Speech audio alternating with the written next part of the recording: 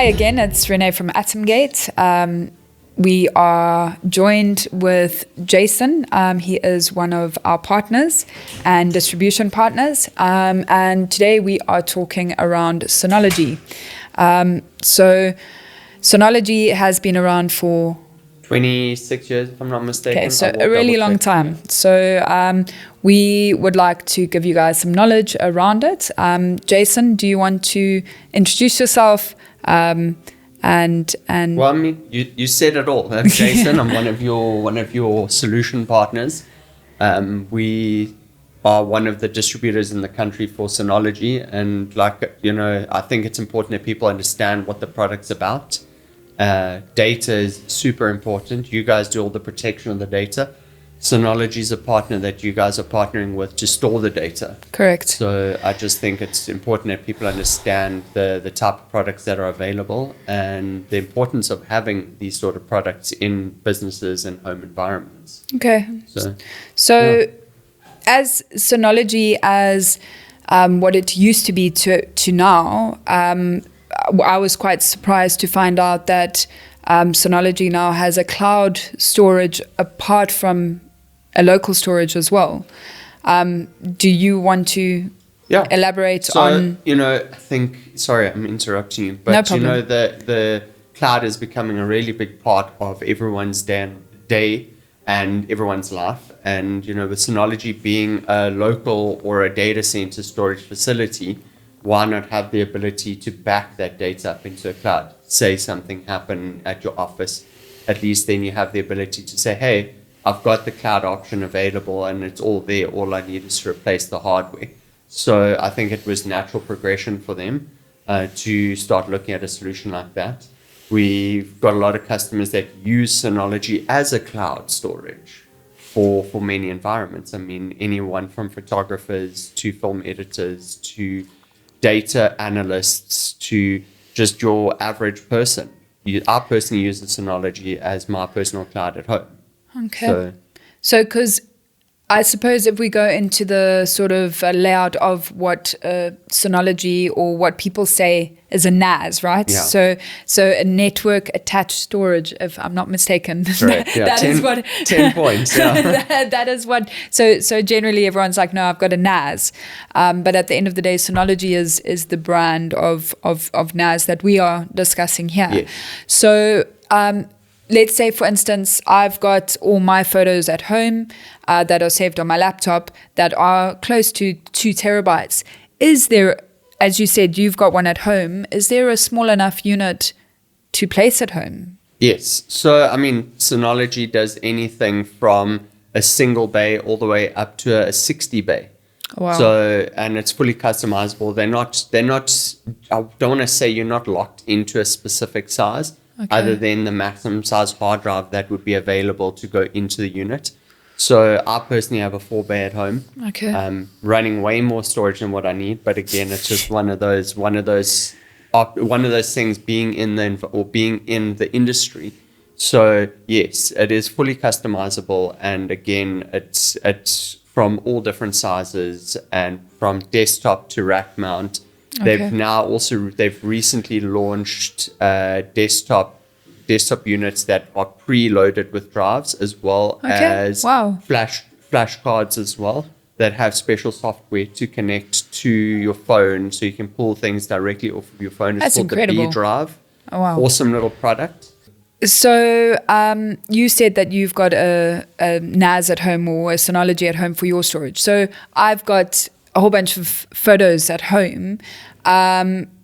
Is there smaller units, or how do the different units work? Like, yes. if you can give us some understanding. So Synology is very versatile. There is 1 bays all the way up to a 60 bay rack mount unit. Okay. They are stackable.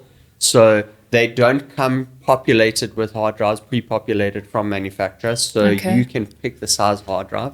Okay. So in essence, you are more limited to how many hard drives you want inside it, whether you want RAID or also based on the size of the hard drives that you use. Okay. So anything from 1 terabyte all the way up to a 24 terabyte hard drive. And depending on how many you want will depend on your space. They've also recently launched slightly more portable equipment, which is known as the B drives. Okay. The B drives come in normal desktop units with 3.5-inch drives inside, as well as the portable flash drives. Okay. And those are hot connect to a phone with a Type-C cable, and it has the ability to load in there. You can load software on your phone and just drag and drop all that information into the B drive, and offload it like that as well. So if you're linking it to your cell phone per se, let's have a conversation around that. So sometimes you are buying backup with Google, you're buying backup with Apple. Yes. So is this another form of that? Yes. Okay. So you'll get there's multiple apps that you can use. Okay. So for storage, you would download the Synology drive onto your phone, set up a link.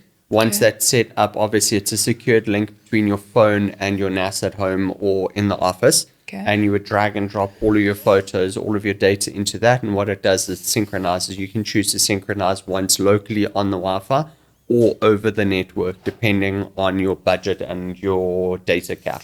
Okay, so do you still need a NAS at home? Yes. With the, what did you say? The B drive. B drive. Yes. So the B drive is more of a portable solution. So in aspects of, let's just say you're a photographer and you need to offload quickly, you can plug in the B drive into your phone, offload the data, make more space, and use that for filming or photography or things like that. Okay, So that makes sense. It's just, that's more for quick offload and for sharing. Okay. Yeah. Okay.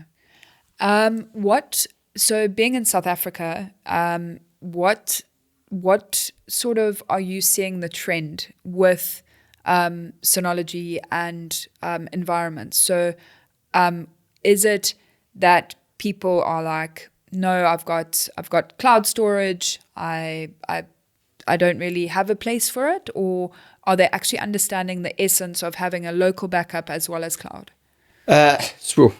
Good question. So, I found a lot of people have this misinterpretation of what cloud storage is. Okay. You know, at the end of the day, cloud storage is great. It's there whenever you need it. But what if you don't have access to it?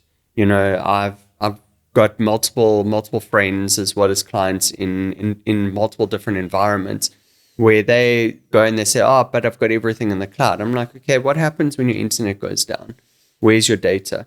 How many times have I met with friends where all of their data is in the cloud, their network is down, which it is so often here in South Africa, and their entire business is unable to operate because they don't have access to their cloud.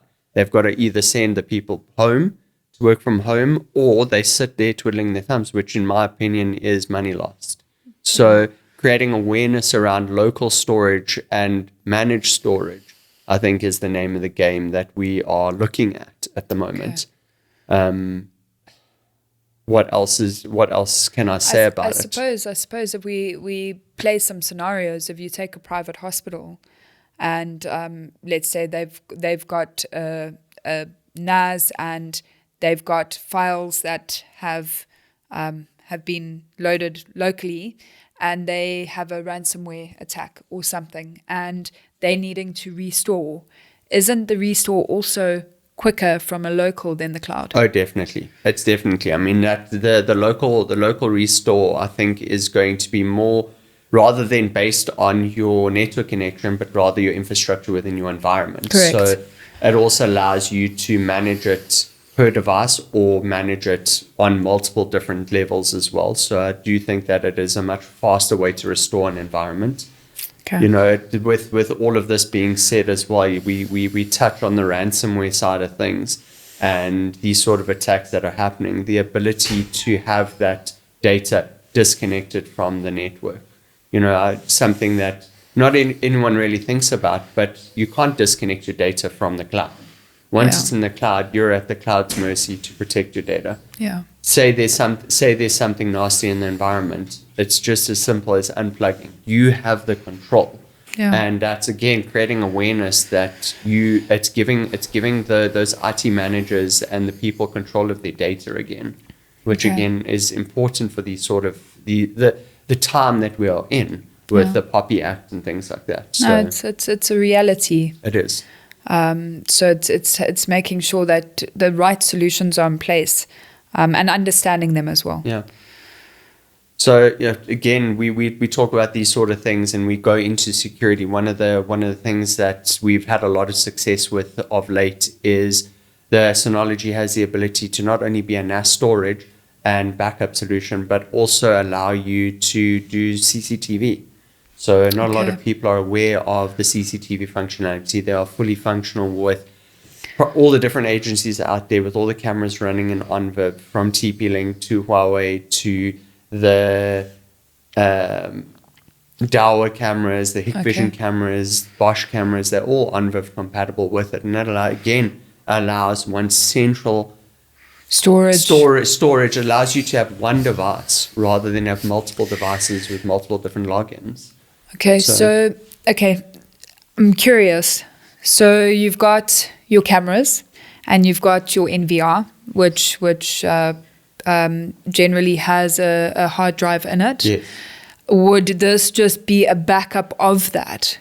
You can. So you can have that, or you can actually run the NVR through the Synology. Okay. So they have a program called the Synology Surveillance. Okay. Every Synology will come with two free licenses for any camera. They also have a couple cameras on offer as well, which are licensed for life. Okay. And depending on the size of the unit will depend on how many cameras you can record.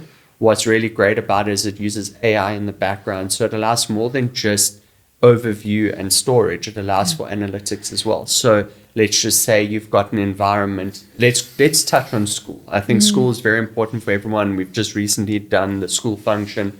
So let's touch on schools. We've got a random person that's loitering on the environment. Yeah. It will automatically detect that there's someone loitering in the environment that's not necessarily allowed in that environment and send a notification. Okay, wow. So what's also really cool about if you have multiple cameras linked to the Synology, which you will, you rarely ever have one or two cameras that are connected to these sort of devices, and it will actually track the movement from where the person walked in through to where they are going, and it actually follows them through the cameras. Okay. And you can ask the Synology Surveillance AI to say, I'm looking for someone with a red hat, and it will pick up all of the images and all the cameras where it saw someone or a human being with a red hat. So you can put in attributes, and it can search the files for that as well. That's amazing. And it's all built into the Synology. Obviously, granted that you'll need to buy licenses for non-Synology cameras, but that's besides the point. It allows you to have multiple different devices being allocated to one device now, rather than having multiple different devices which will have different lifespans. So as you know, one of our biggest cores is cybersecurity or security, and especially around data. People go, oh, my data's not worth anything. Yeah. No, not worth anything. And they're like, why would people want to steal our data? And it was the same, the conversation I had last week. It's like, if you have a school, they want your data for your kid's ID, for your guy's home address and all of that, to sell on the black market. Your information is so much more important than what you think. Correct. And it happens under our nose every single day. So with something storing, like a Synology, with storing data, what are the safety features that are in place that ever get stolen, or that it is secure, or as secure as can be?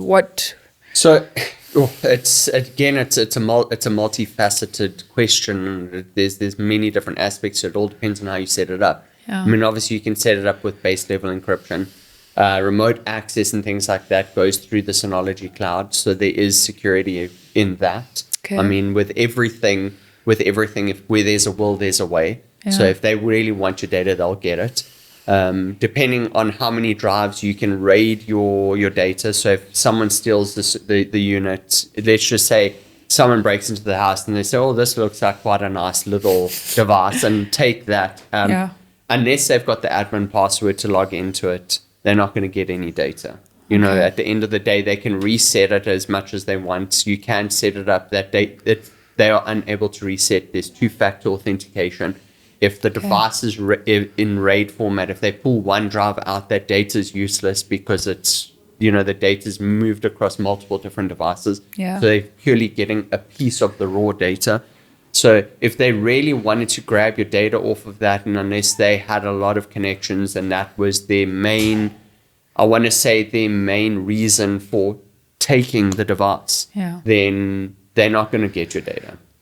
Okay. I mean, again, we go back to, I say that loosely because where there's a will, there's a way. No, well, it's like anything. But with base security, there is definitely things in place on the Synology to ensure that your data is secure for remote access. Yeah, I think the one key point I'm going to take from there is set it up correctly. Yeah. So we've walked into environments where everyone's like, I've got a firewall, but we were breached, and then we actually go into the configuration of the firewall, and it was never configured. So I think it's making sure that the people, no matter who you use, by the way, that they actually know what they're doing, that they're certified, that they're trained, and they actually have the knowledge to set it up correctly. I had a meeting this morning, and it's like, I will challenge other IT companies, and I hope they challenge us too, because in that, make sure that things are getting done correctly and that solutions are getting done correctly. And I suppose that's why I love the partnership that we have. Yes. Is the training, the back support, and support in Africa is a good thing. Yes. Is second to none. Yeah. So we are grateful to have you as a partner, because at the end of the day, we do only partner with people we trust, and that we can stand by, and vouch for as well. No, partnerships are really important in business today, and I think obviously picking the right partner, especially with products like Synology and the products that you guys do, I think is very important for the end user, so that they can get the best possible use and best possible experience out of these products. Correct. I mean, at the end of the day, you can go and put a R1 million car in a driveway. If the person doesn't know how to drive, it's useless. Correct. So making sure that you're putting the right equipment down for the right environment, I think is really important. And again, that's why we do these sort of things and these conversations and these training days that we are always busy doing. So looking forward to a lot more opportunities and a lot more discussions around these sort of products. And hopefully we can build awareness around the importance of data security. No, 100%. Any other questions? Yeah, cool. So I just want to say thank you. I am forever grateful for having you a part of our team. And I say that very closely, because it is a team sport. It really is. It's not an individual one. And thank you for joining us today and having a chat around Synology. Thanks, Ren. Really appreciate it. We're going to move some mountains. Well, and if they don't move, we blow them up and rebuild. If we don't move, hopefully we can store mountains of data. 100%. Yeah. But thank you. And awesome. We'll have you back online soon. Anyone want to know about Synology, your data, there will be a link somewhere down below. Thank you for watching and have an epic day. Thanks Thanks, guys. Bye. Cheers.